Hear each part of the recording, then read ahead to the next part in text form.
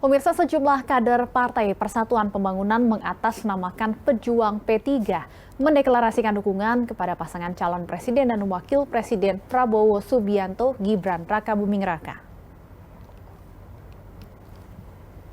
Sejumlah kader Partai Persatuan Pembangunan mengatasnamakan pejuang P3 mendeklarasikan dukungan kepada pasangan Capres-Cawapres Prabowo Gibran Rakabuming Raka. Deklarasi dilakukan pada Kamis kemarin di Jakarta Selatan. Ketua Tim Kampanye Nasional Prabowo Gibran, Rosal Ruslani, juga hadir dalam deklarasi ini. Koordinator Nasional Pejuang P3, Wicaksono, menyebut dalam deklarasinya bahwa keputusan ini telah melalui pertimbangan matang dan dorongan dari ulama serta kader di daerah.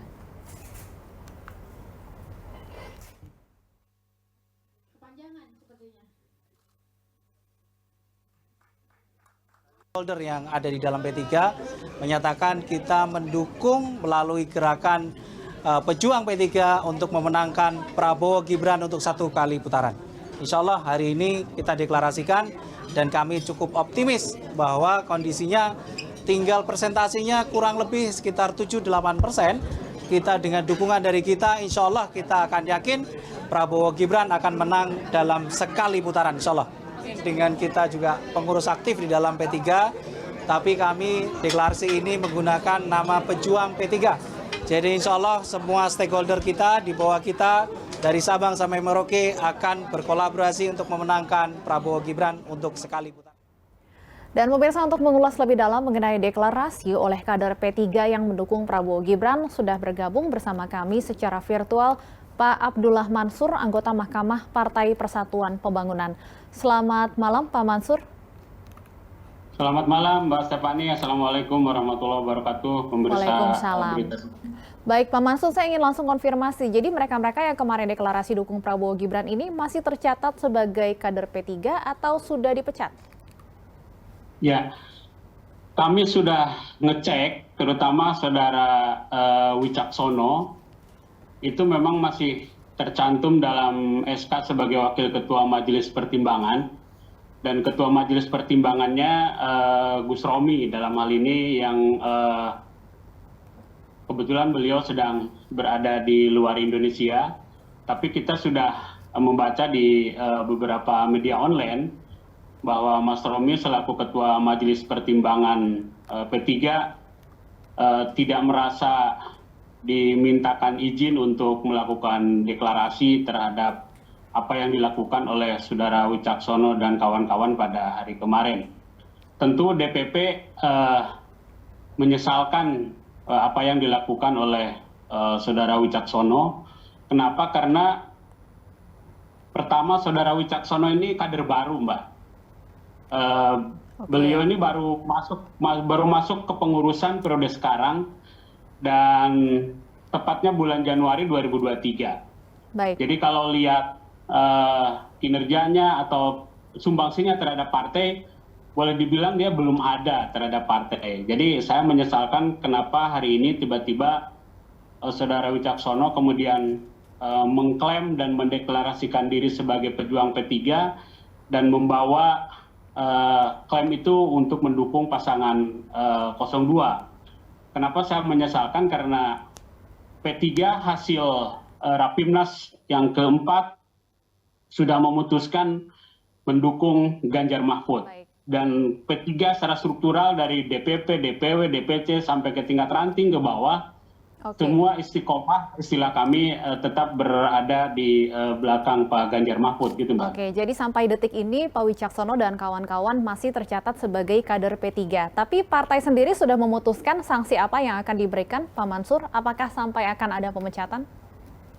Ya, mengenai mekanisme sanksi nanti ada di pengurus harian DPP, ya kan, dan tahapan-tahapannya di ADART P3 kita ada tahapan-tahapan, juga ada klasifikasi. Pertama, sanksi bagi anggota partai saja itu berbeda, ya kan, gitu derajatnya. Kemudian sanksi bagi pengurus seperti saudara Wicaksono dan kawan-kawan ini juga ada tahapan-tahapannya dan sanksinya, sampai yang paling berat itu bisa dipecat dari keanggotaan. Baik. Tapi tahapannya tentu ada teguran tertulis, kan gitu. Baik, Pak Mansur, bahwa kemudian ada dugaan dukungan dari kader P3 kepada Prabowo Gibran ini karena ada kekecewaan di internal P3 terhadap paslon nomor urut 3. Tanggapan Anda? Kalau bicara kecewa, pertanyaan balik dari saya atau dari kami, kecewanya apa gitu? Karena kami di DPP sudah memutuskan mendukung pasangan Ganjar Mahfud itu melalui mekanisme yang sah berdasarkan ADART partai, yaitu melalui Rapimnas. Dan di forum Rapimnas itu hadir dari DPW seluruh Indonesia gitu. Jadi bukan DPP sepihak memutuskan, begitu Mbak. Baik. Pak Mansur, terakhir singkat saja karena kita akan memasuki azan maghrib. Lalu seperti apa langkah P3 untuk memastikan seluruh kadernya loyal dan tegak lurus dengan garis partai, yakni pendukung paslon nomor urut 3? Kami sebetulnya sudah lama sejak Rapim dulu melakukan konsolidasi terus terhadap struktural dari mulai DPW, DPC, PAC sampai ke tingkat ranting. Jadi keputusan Rapimnas mendukung Ganjar Mahfud itu terus kami sosialisasikan dan sejauh ini kader struktural terutama di bawah baik DPW, DPC kami tidak menemukan yang katakanlah berseberangan dengan apa yang diputuskan oleh DPP P3 dalam hal ini mendukung Ganjar Mahfud. Baik. Bahwa riak-riak di sana sini ada yang terjadi pro kontra, dulu memang sebelum kami putuskan memang itu ada dan itu hal yang biasa dalam sebuah organisasi gitu Mbak. Baik, terima kasih. Kalau sudah diputuskan, yang namanya kader itu wajib mematuhi apa yang telah diputuskan oleh partai gitu. Dalam istilah organisasi kami tangkap poinnya. Semuanya harus istiqomah gitu Baik, Mbak. kami tangkap poinnya. Terima kasih Pak Abdullah Mansur, anggota Mahkamah Partai Persatuan Pembangunan sudah bergabung bersama kami. Terima kasih.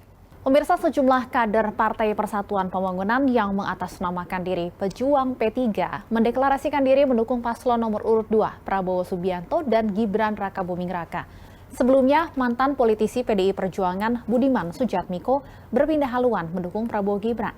Perpindahan haluan dukungan atau lompat pagar menjadi fenomena jelang Pilpres 2024.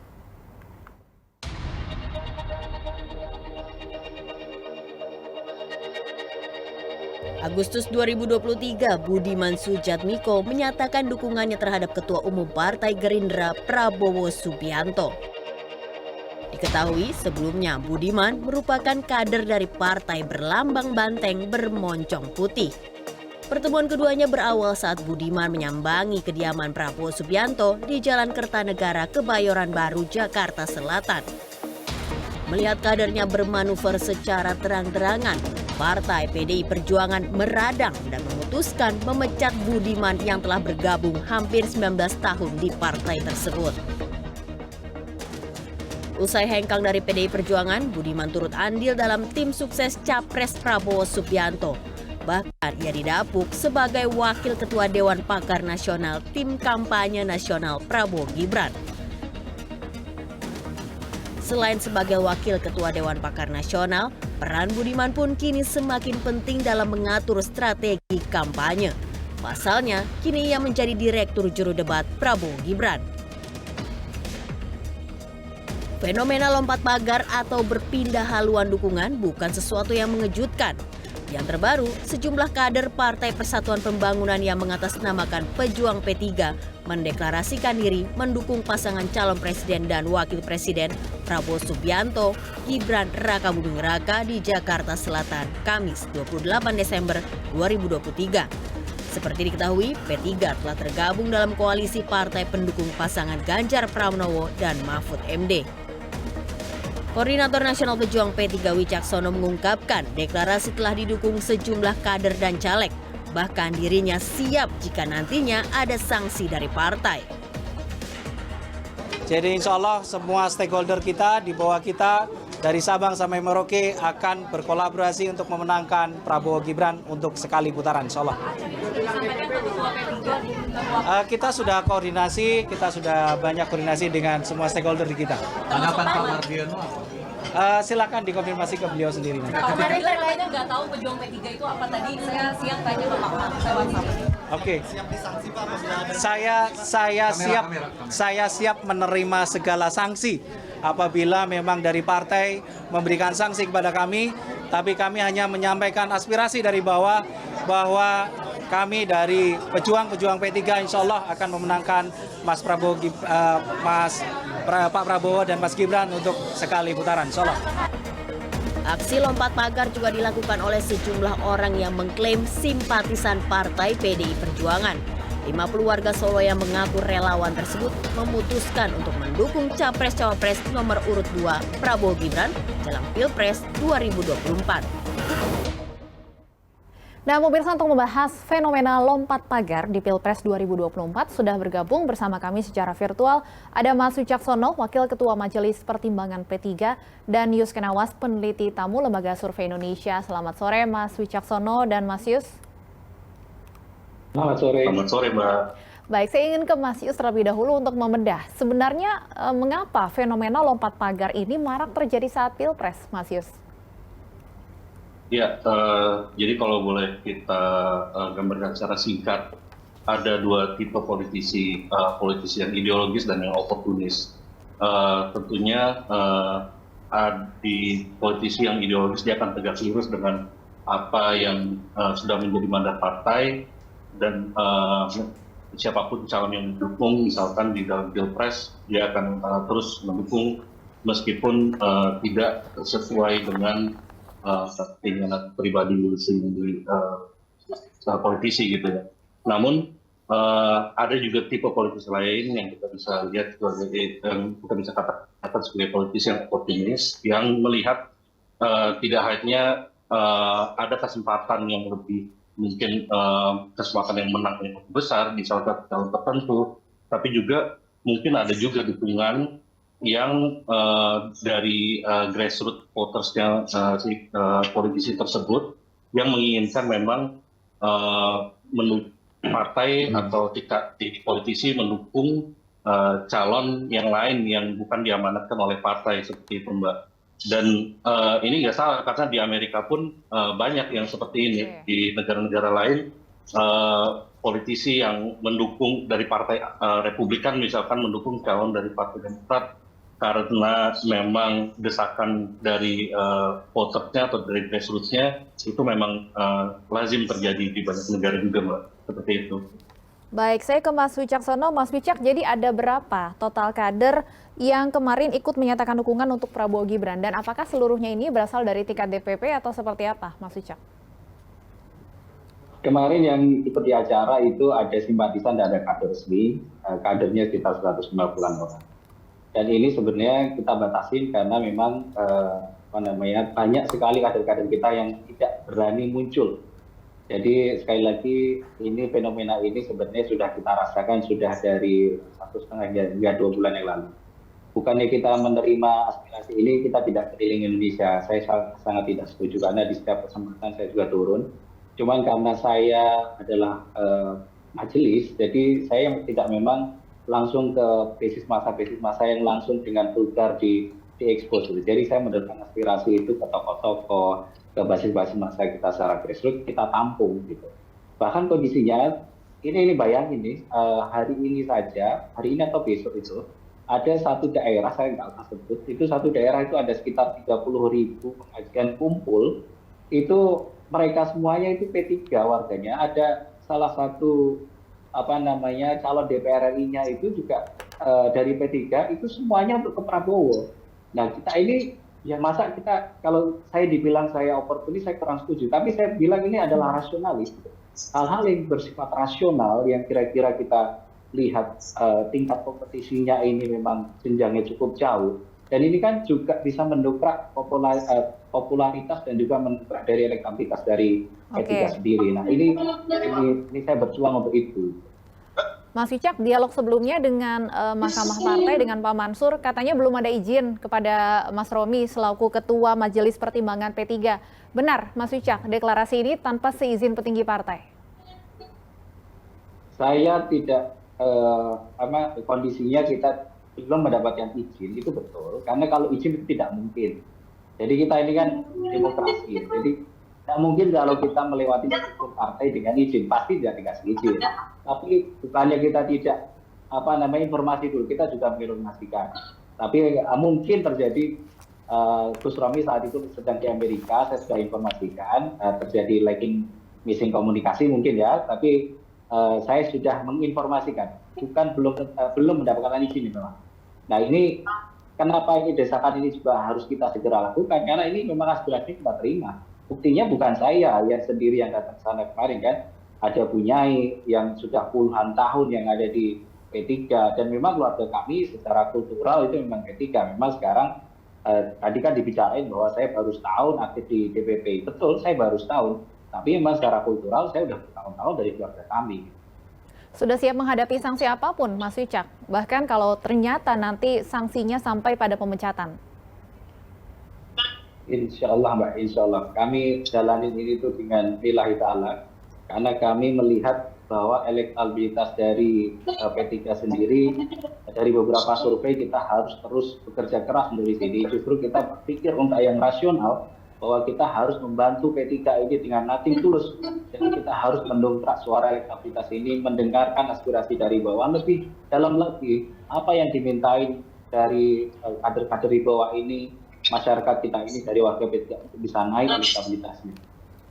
Baik, Mas Yus, selain faktor-faktor yang tadi Anda sampaikan, sebenarnya apa yang bisa memantik kader-kader untuk lompat pagar? Apakah ada sumbatan di internal atau ide yang tidak tersalurkan atau seperti apa, Mas Yus, Anda melihatnya? Ya, yang pasti yang pertama itu ada party ID yang lemah dan tidak hanya menjangkiti voters kita, tapi juga politisinya gitu, Mbak, kader-kader partainya gitu. Dan itu salah satu faktor pendorong mengapa banyak politisi yang melompat pagar, yang kemudian mendukung calon lain gitu. Tentu tadi yang disampaikan Pak Wicaksono itu benar adanya bahwa ada beberapa politisi yang merasa ini sebuah pilihan yang rasional gitu, karena mungkin desakan dari voters atau grassroots yang mendukung politisi tersebut, Mbak. Jadi pilihan-pilihan seperti ini yang kemudian men-shape atau membentuk pilihan politisi, kebijakan yang diambil politisi untuk mendukung calon tertentu. Jadi memang mungkin di dalam ada juga kasus-kasus di mana misalkan politisi yang ditunjuk tersebut memang sudah nggak betah lagi gitu, atau tapi mungkin kasusnya berbeda dengan Pak Wicak. Cuman ada kondisi yang mendorong dari dalam internal partai sehingga mereka memutuskan untuk lompat pagar. Salah satunya memang betul karena aspirasinya tidak sesuai lagi gitu dengan apa yang digariskan oleh partai. Seperti itu, Mbak. Baik, Mas Wicak, bicara soal elektabilitas, apakah kemudian kader-kader yang mendeklarasikan dukungan kepada Prabowo Gibran ini mengharapkan ada kotel efek, apalagi elektabilitas P3 menurut sejumlah lembaga survei bahkan diprediksi tidak lolos parlemen? Nah, itu yang kita khawatirin. Apa yang Mbak sampaikan tadi kan itu yang menjadi kekhawatiran kita semua. Karena kondisinya kotel efek dari paslon yang diusung resmi oleh P3 itu tidak memberikan efek secara langsung gitu. Nah, justru dengan kondisi kita membantu paslon 02, di mana tingkat popularity sangat bagus, di mana tingkat elektabilitasnya juga sangat bagus, apalagi hasil survei kemarin itu sudah menyentuh 43, 46, dan itu pilihan yang rasionalis, dan ternyata masyarakat kita juga memang mau ke arah sana, makanya kita bantu dengan kondisi kita dorong deklarasi kemarin. Dan saya yakin kotel efek dari gerakan kita ini cukup signifikan. Silakan aja nanti dicek sekitar seminggu, 2 minggu ke depan, harusnya hasil survei kita dari P3 juga akan naik menurut kita. Baik, langsung kita tanyakan, Mas Yus, akankah kemudian dukungan segelintir kader P3 kepada Prabowo Gibran bisa mengatur elektabilitas dari P3? Kalau berdasarkan data yang kami punya, Mbak, kotel efeknya itu jatuhnya justru ke partai seperti Gerindra gitu, yang memang pendukung utama Pak Prabowo, dan Pak Prabowo sudah diasosiasikan dengan partai Gerindra seperti itu, Mbak. Jadi untuk kotel efek ke partai-partai lain itu sebenarnya masih tanda tanya besar. Apakah yang dengan berpindahnya dukungan beberapa kader ke mendukung Pak Prabowo itu akan secara otomatis memberikan kotel efek kepada P3. Dan harus kita ingat juga bahwa gamenya di dalam pileg itu berbeda dengan pilpres gitu. ada beberapa yang memang mendapatkan kotel effect gitu, partai-partai utama pendukung kandidat yang bersangkutan gitu. Tapi sisanya kan itu sebenarnya fight of all against all, perang semua melawan semua gitu. Tidak hanya perang antar partai gitu, tapi juga perang antar kandidat di dalam partai itu sendiri gitu, Mbak. Jadi untuk melihat apakah kotel effect itu akan menular gitu ke P3 setelah berpindahnya dukungan kepada Pak Prabowo, itu tanda tanya besar kalau menurut saya, karena datanya tidak menunjukkan hal demikian. Seperti itu, Mbak. Jadi tidak akan terlalu berpengaruh terhadap elektabilitas partai? Menurut saya tidak akan terlalu berpengaruh terhadap elektabilitas partai, karena pada akhirnya juga yang akan menentukan bagaimana kader-kader di lapangan itu memenangkan suara untuk tidak hanya untuk partai, tapi untuk diri mereka sendiri gitu. Jadi yang saya katakan tadi, ini perang semua melawan semua di pileg ini. Tidak hanya antar partai, tapi juga antar kader di dalam partai itu sendiri, Mbak. Dan kotel effect, menurut saya kalau sudah sampai tahap pileg, itu akan jadi sebuah pertanyaan besar. Bahkan untuk partai-partai besar pun sampai saat ini belum ada studi yang konklusif untuk bilang bahwa yes, ada kotel effect terhadap partai A, B, C, D. Apalagi untuk segelintir kader yang menyeberang ke partai, ke calon presiden lain seperti itu, Mbak. Mas Wicak, tidak akan terlalu berdampak pada elektabilitas P3. Ada tanggapan? Itu yang saya rasa saya kurang setuju, karena efeknya ini itu kalau tidak kerja itu tidak berefek. Justru kondisi kita membuat spiritnya kita muncul ini, itu kita akan menggerakkan semua elemen kita yang ada di bawah. Dengan euforia yang sudah mereka rasakan sekarang, itu justru akan membuat spiritnya dari kader-kader kita di bawah ini terjun ke lapangan yang memang hatinya mereka untuk Prabowo Gibran, itu akan semangat. Nah, itulah yang akan membuat efek nanti ke depannya. Bukan berarti saya muncul di TV akan membuat efek, itu tidak akan berubah sama sekali itu. Tapi dengan kemarin kita lakukan ini, contohnya yang hari ini saja, itu ada 23.000 orang yang memang pas ada pengajian memang dukung Prabowo Gibran semuanya, itu mereka semangat semua, yang mereka bergerak lebih masif secara door to door. Mereka akan bergerak masif langsung ke masyarakat untuk membawa suara P3. Nah ini efek yang kita harapkan dari situ. Bukan berarti saya muncul di publik terus akan memberikan efek, tidak. Justru dengan kita bekerja di lapangan ini memberikan efek, baik untuk ke partai maupun ke pemenangan dari Prabowo Gibran sendiri untuk sekali putaran. Tapi Mas Wicak, faktor utamanya Anda dan kader-kader lainnya berpindah haluan ini sebenarnya apa? Benarkah kemudian ada kekecewaan misalnya karena Pak Sandiaga tidak dijadikan cawapres Pak Ganjar, atau ada faktor lainnya, Mas Wicak? Yang jelas yang pertama adalah kita karena aspirasi di bawah. Jadi aspirasi di bawah kita dengarkannya seperti itu. Yang kedua memang dari konsolidasi pemenangan yang sudah terjadi itu tidak berefek langsung, ya, baik itu secara operation di lapangan maupun secara menjalankan roda kampanye untuk Pilpres ini, itu tidak berjalan baik komunikasi. Yang saya tangkap sih begitu. Jadi dengan harapan kita pindah ke 02 ini, itu semuanya akan berubah. Baik, Mas Yus, kalau Anda melihatnya, seperti apa kemudian seharusnya partai merespon ketika ada fenomena lompat pagar seperti yang terjadi di P3 saat ini? Ini akan selalu jadi sebuah dilema untuk partai, Mbak. Apakah akan memberikan sanksi yang tegas, ataukah akan menunggu wait and see gitu, sampai hasilnya kemudian lebih jelas seperti itu, Mbak, setelah pileg atau setelah pilpres. Bagi partai-partai yang ingin menegakkan sanksi yang tegas, mereka harus siap kehilangan basis dukungan juga gitu di daerah-daerah yang berpotensi menyumbangkan suara untuk partai tersebut seperti itu. Tapi di sisi lain dengan menunjukkan sebuah sikap yang tegas, partai menunjukkan sebuah adanya institusionalisasi partai yang kuat, yang memberikan sinyal kepada kader-kader lain yang mulai pikir-pikir untuk membelok gitu atau untuk menyimpang dari garis partai untuk melakukan tindakannya gitu, yakni memindahkan dukungannya kepada kandidat lain gitu. Namun di sisi lain juga kalau misalkan segera dipecat, atau dilemanya adalah kalau misalkan segera dipecat Dan itu juga nggak bagus untuk partai, apalagi kita tinggal 2 bulan kurang menuju pemilu gitu kan. Ini menunjukkan bahwa partai tidak solid, ini partai ada permasalahan internal yang tidak mampu ditangani, dan ini sebuah dilema sekali gitu. Dan kita belum tahu nih apakah setelah Pilpres kemudian misalkan terjadi 2 putaran, dukungan itu akan lari kemana gitu kan. Apakah P3 kemudian akan mengalihkan dukungan ke nomor 1, kalau katakanlah skenario yang lolos adalah nomor 1 dan nomor 2 gitu misalkan.